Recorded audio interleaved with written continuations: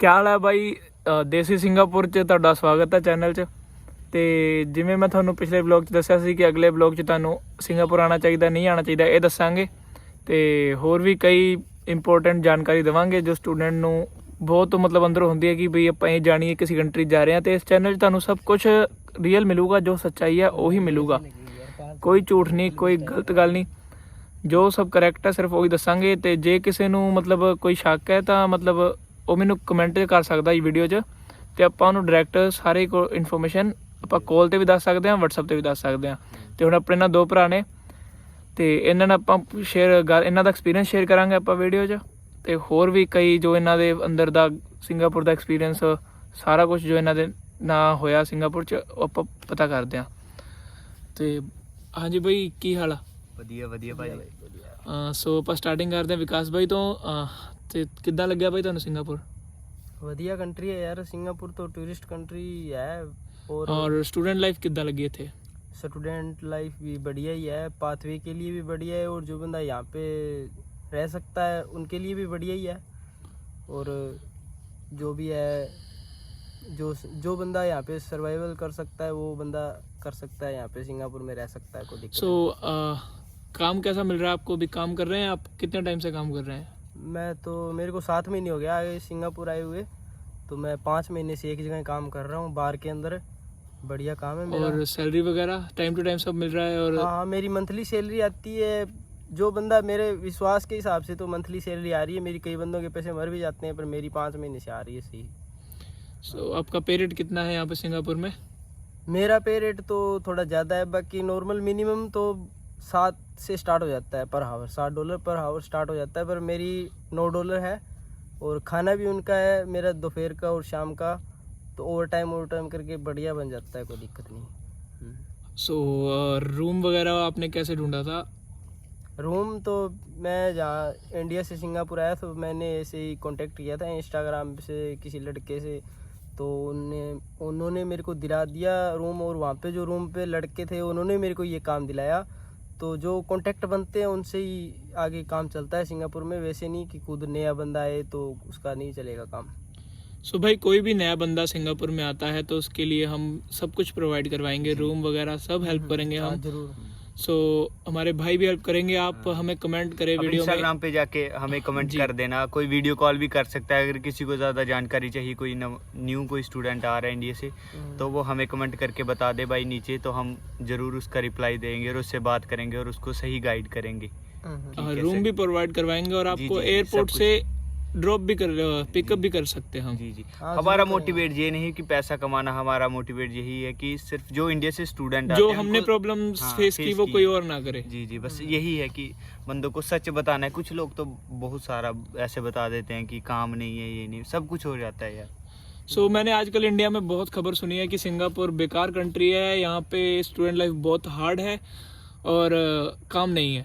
सो क्या कहना चाहेंगे आप इस बात पे? नहीं, मतलब अगर आप कहीं भी जाओगे ना, कहीं भी, तो मेहनत तो आपको करनी ही पड़ेगी। इंडिया में भी कर रहे हो आप यार, यहाँ थोड़ी सी ज़्यादा होती है और क्या है, मतलब ये है मेहनत ज़्यादा है, हक तो है ना। पैसा भी मिल रहा है ना यार इतना, ये भी देखो ना, पैसा भी मिल रहा है। और काम कहीं भी जाओगे ना, इतना काम नहीं होता जैसे हमारे इंडिया में। जैसे काम करवाते हैं ना बंदे को, 500 रुपया देते नहीं और बंदे की पूरी जान निकाल लेते हैं। इधर ऐसा काम नहीं है। डिश वॉशिंग होती है, क्लीनिंग का होता है, कार वॉशिंग होगी, मतलब आसान काम है, बंदा कर लेता है काम।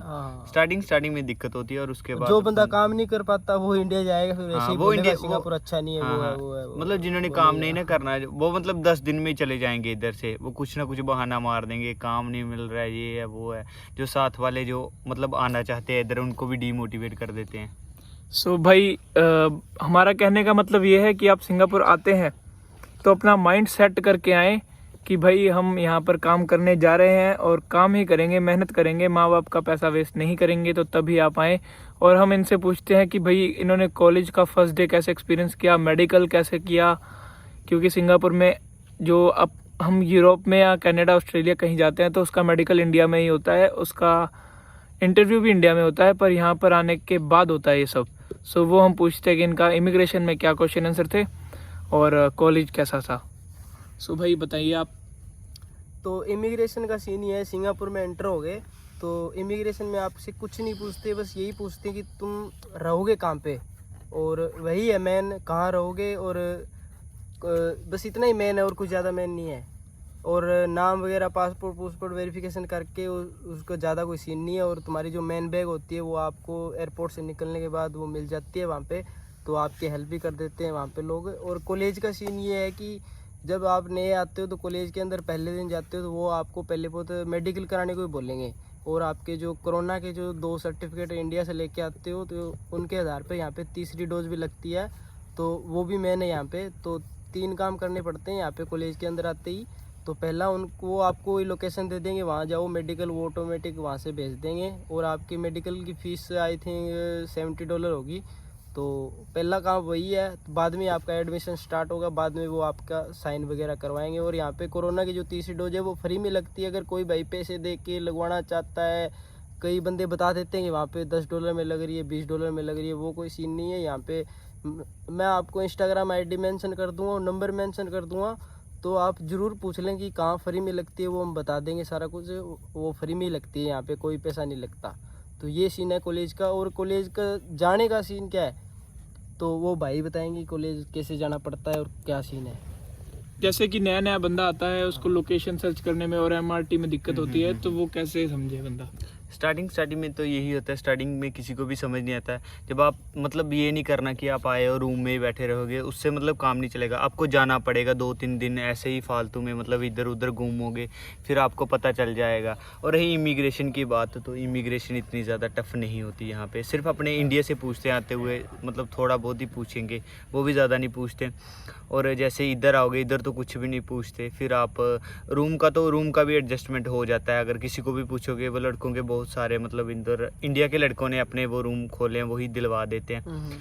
तो जब आप इधर आ जाओगे, फिर आपको स्कूल जाना पड़ता है। स्कूल वाले आपको जो बताएंगे, वो भाई ने आपको बता दिया कि मेडिकल का जो भी है सिस्टम, वो सारा ऐसे होता है। और रही उसके बाद काम की बात, तो वो काम तो वो लड़के ही दिलवा देंगे आपके स्कूल के, जो पुराने होते हैं ना, सीनियर आपके, या जो लड़के अभी जा रहे हैं, जो आपसे पहले आ गए 5-6 दिन या 10 दिन, वही आपको काम शाम दिलवा देंगे। और मतलब स्कूल का ये होता है कि जैसे बैच होते हैं इधर, जैसे मतलब ज़्यादा स्टूडेंट जो हो जाते हैं तो उनके बैच बनाए होते हैं, बैच 1, 2, 3 मतलब जो भी होते हैं, तो उस हिसाब से टाइमिंग होती है। मतलब आपको 3 घंटे लगाने हैं लगभग, मैक्सिमम तो 3 घंटे होते हैं कॉलेज में, मैक्सिमम हर कॉलेज में मैक्सिमम 4 लग जाएंगे, इससे ज़्यादा नहीं होते, 3-4 ही घंटे होते, इससे ज़्यादा नहीं।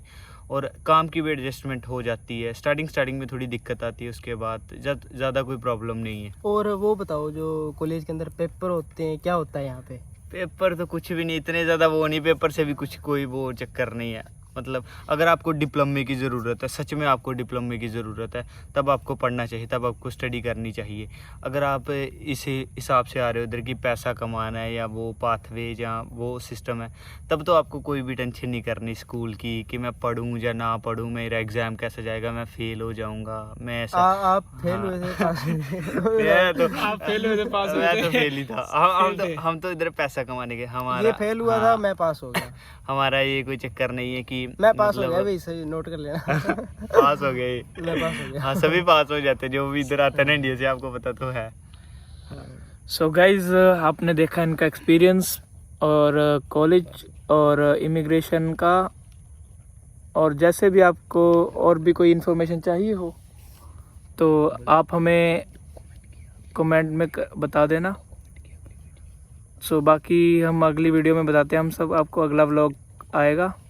सो डॉक्यूमेंट कैसे रहते हैं, एजेंट कौन सा होना चाहिए, एजेंट भी बहुत पैसे मारते हैं भाई यहाँ पे भेजने के लिए, ज़्यादा पैसे लेते हैं, तो वो हम अगले व्लॉग